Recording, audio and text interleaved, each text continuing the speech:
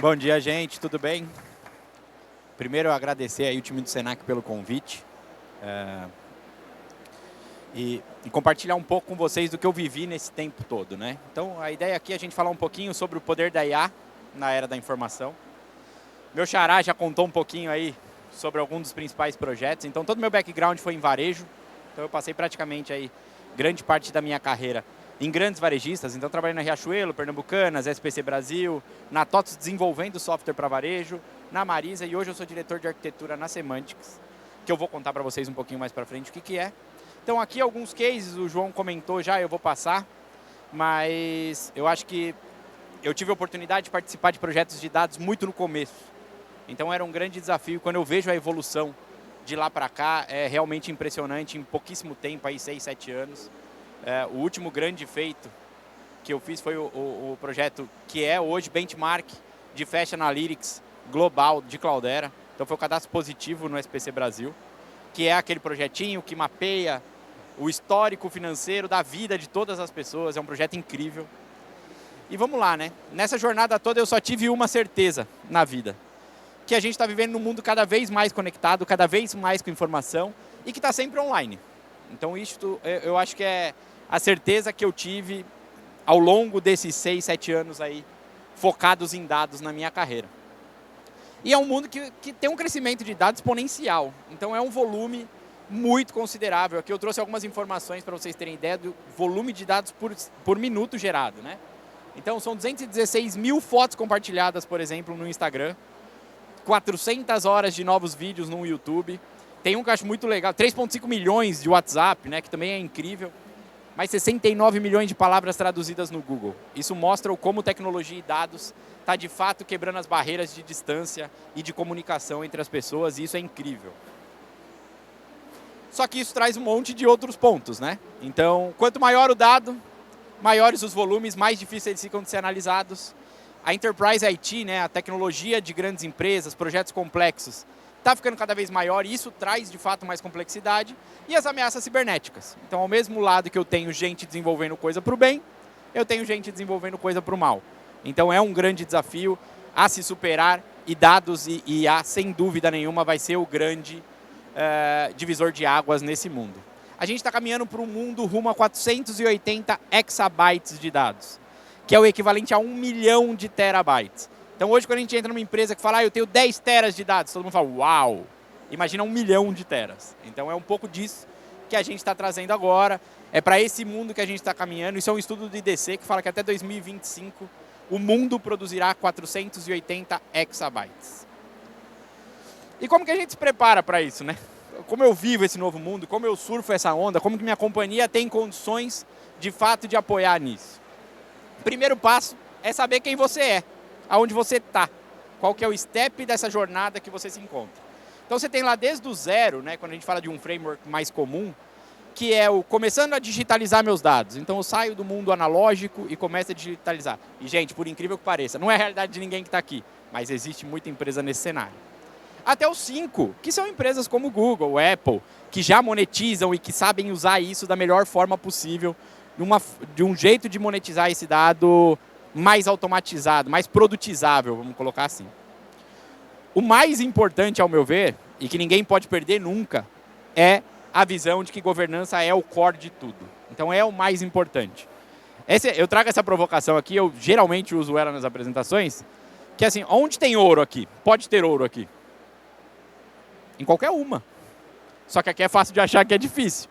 Então, o organizar o dado, trabalhar o dado de forma estruturada, ter essa informação muito bem organizada dentro do seu ecossistema, vai facilitar com que você consiga monetizar isso. Então, isso é o que as empresas de $1 trilhão aí hoje do mercado conseguem fazer com maestria e por isso elas se diferenciam tanto. Qualidade de dados. Outro tema extremamente importante, né? E eu também trago provocação aqui. Eu não teria coragem de tomar essa água, muito menos voar num avião desse. Mas a gente deixa passar dado cadastral, passar dados de origens. Alguns a gente faz vista grossa, fala, pode passar qualquer dado que vai. No fim do dia é o meu business. Não tem como entrar dado ruim e sair informação boa. Não tem, não existe. Então a gente ouve falar muito, a gente viu muita palestra. IA, Generative AI.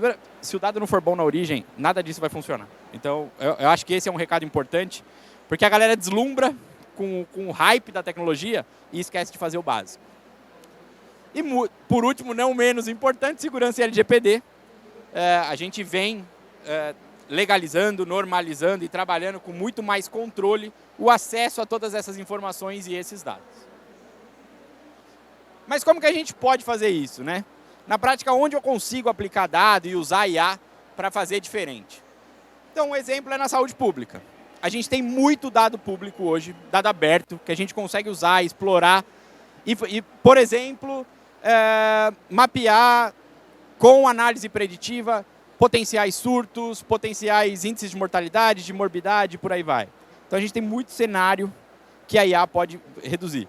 Um grande problema de São Paulo e Rio de Janeiro, principalmente, hoje, eu acho que essa semana foi o maior exemplo disso, trânsito, então tráfego inteligente.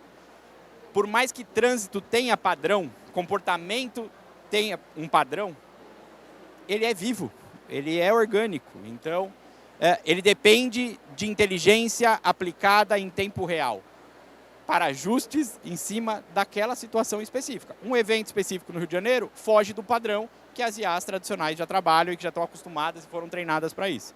Então, a gente pode trazer toda essa potência de tecnologia e de inteligência para fazer isso. Monitoramento ambiental. Eu fiz uma palestra há um mês atrás aí, com um cara incrível, um cliente nosso, do agro. O monitoramento ambiental ele pode ajudar para muita coisa, né? Qualidade do ar, água e por aí vai. Mas ele trouxe uma coisa muito legal, né? Porque a gente de tecnologia, a gente é muito focado em código, em banco de dados, e aí ele é o CEO de um grande agro aí. E aí ele trouxe exatamente isso. Ele falou, pô, vocês têm a noção de que não é código e banco de dados? Não é código e dados puro. Vocês estão colocando comida na mesa das pessoas. E de fato é isso. E é a gente entender que a gente tem que usar a tecnologia não só por tecnologia. E de fato a tecnologia com um fim muito claro, muito objetivo. Então a IA e dados cabe muito bem aqui, principalmente quando a gente fala da evolução tecnológica. E segurança pública, já tem grandes cases na Ásia, né, quando se fala de segurança pública. E a gente trazer isso para o nosso continente, eu acho que é extremamente rico. E a gente começar a mapear e prevenir riscos de informações, de controles a crime, a acidentes e incidentes e por aí vai, também é um grande caminho. E o mais importante, ao meu ver, é a educação.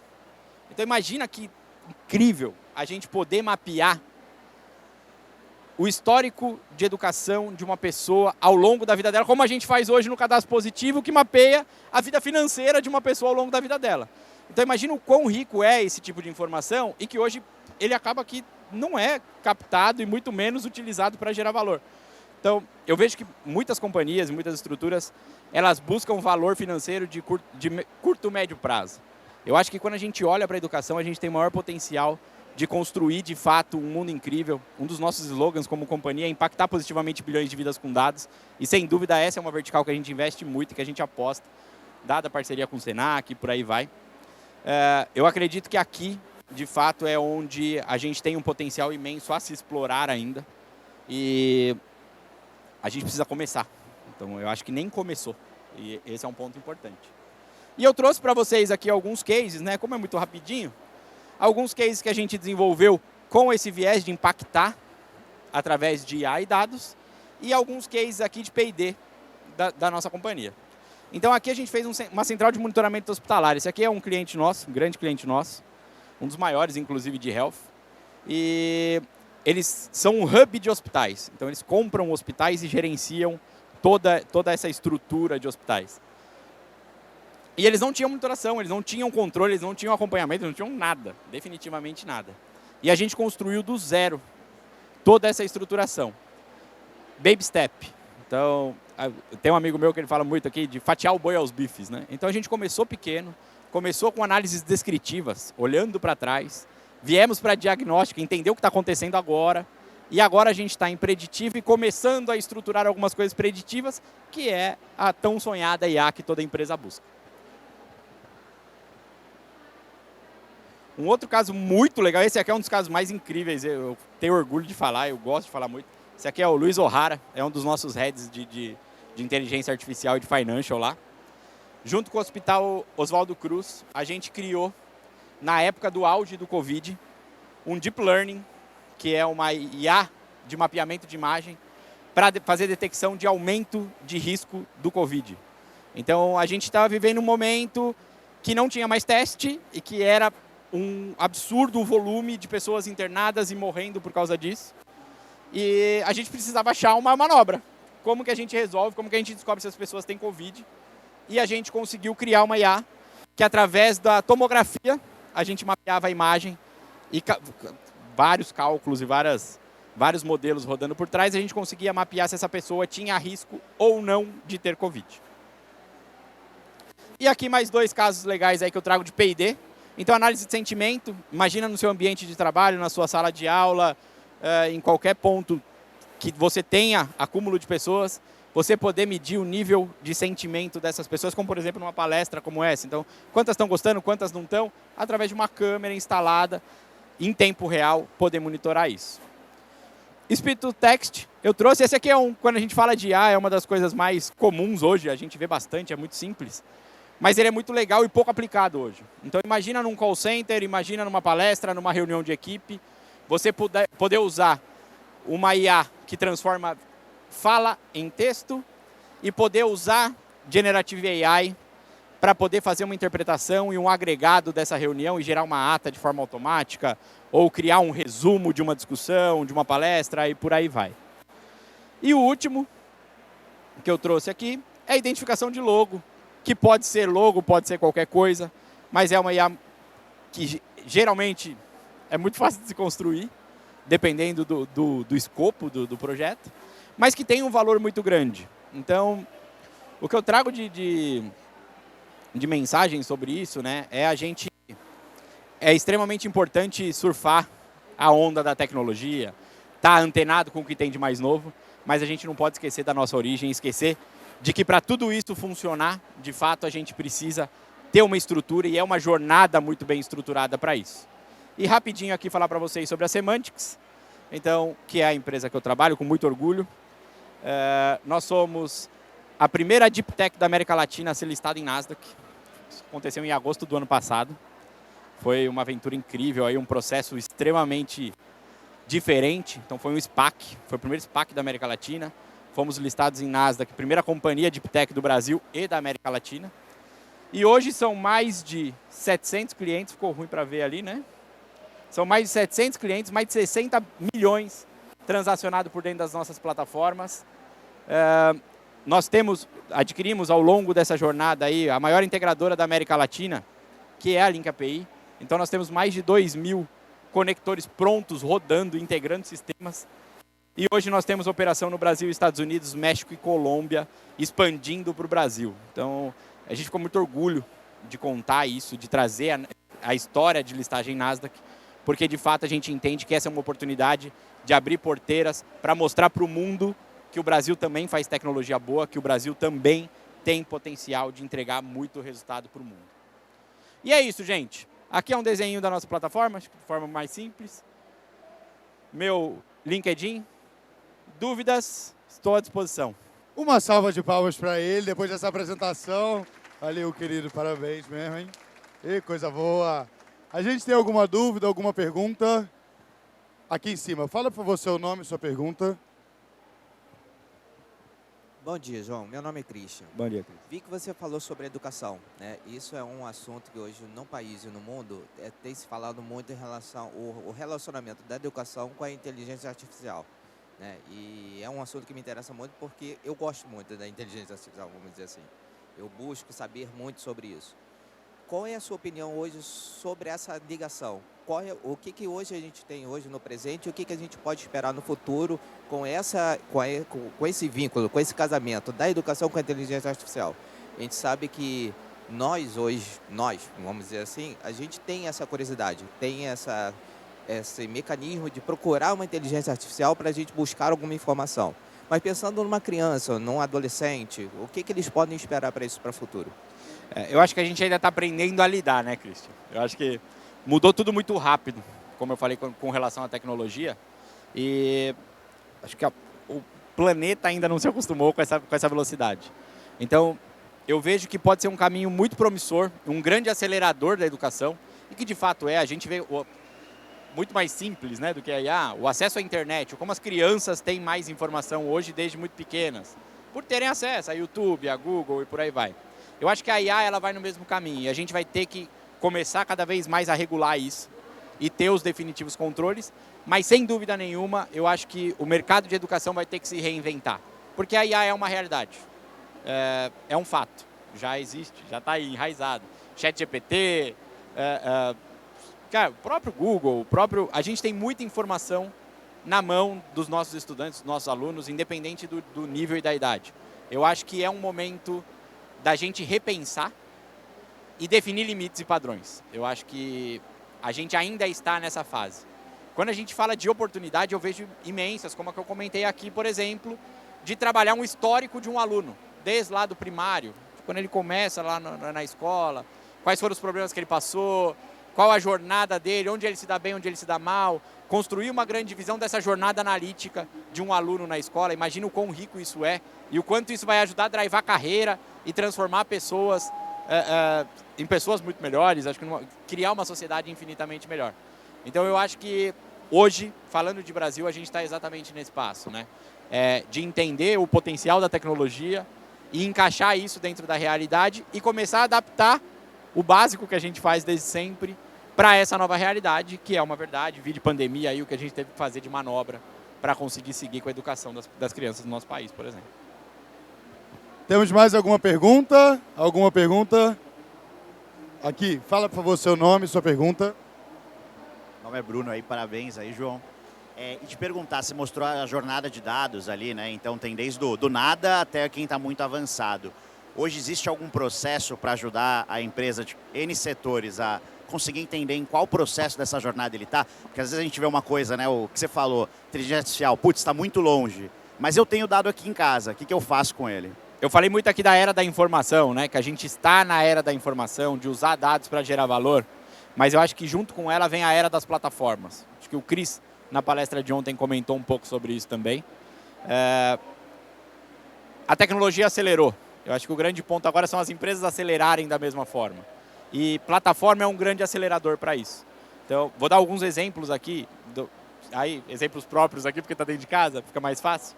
Mas, por exemplo, dentro da Semantics, a gente usa da plataforma para acelerar essa jornada. Então, o primeiro grande passo que a gente dá quando a gente começa uma jornada com o cliente é fazer um mapeamento, que é um assessment de mapeamento de maturidade.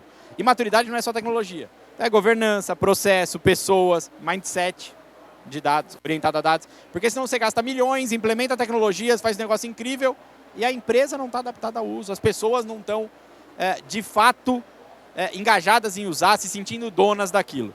Então, o primeiro grande passo, quando a gente começa uma jornada dessa, uma estrutura dessa, é, sem dúvida, a gente entender quais são os pontos a se melhorar nas companhias e o que a gente precisa fazer para isso dar certo. Alguém tem mais alguma pergunta? Aqui, seu nome, por favor, sua pergunta. Oi, bom dia, Fabiane Asbeck.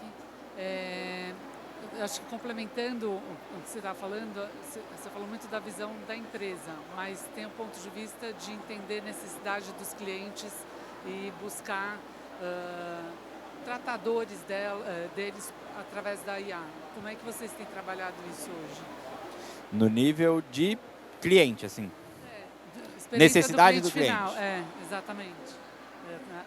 Onde vocês buscam essa geração, entender quais são esses problemas hoje para tentar gerar solução e prever soluções do futuro. Hoje a gente está...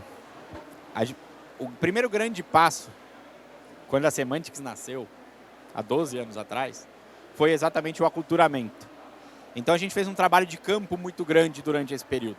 Então a gente não tinha plataforma, a gente ainda... O grande objetivo da companhia era educar o brasileiro a entender que, de fato, Big Data era o próximo passo tecnológico, o próximo passo para melhorar a vida das pessoas. E foi exatamente aí que a gente entendeu mais do que nunca a importância de ir na ponta, de ir para o campo. Então, hoje, todo o projeto ele é orientado a uma necessidade de negócio e não à implementação de tecnologia. Já aconteceu casos, inclusive, da gente sentar, eu mesmo, particularmente, em alguns projetos, e falar, cara, você quer Big Data para quê? Ah, porque eu quero Big Data, todo mundo tem. Então, qual é a dor que a gente vai endereçar? Porque às vezes não é o Big Data, às vezes um modelo de IA na sua estrutura normal pode resolver, às vezes nenhum dos dois. Então, depende do cenário de fato. E o principal ponto, quando a gente fala de fazer um assessment, é entender o negócio. É entender qual é a dor do cliente final, do CPF, de fato. Porque senão vira só tecnologia. A tecnologia é meio, ela tem um potencial imenso de dar escala e de resolver grandes problemas, mas eu preciso saber qual é o problema para resolver. Então, todo grande projeto de dados, quando a gente fala de estratégia de tecnologia e IA, de fato, depende e começa pelo gatilho de entender a dor do cliente final. Alguma última pergunta? Não? Querido, muito obrigado. Uma salva de palmas.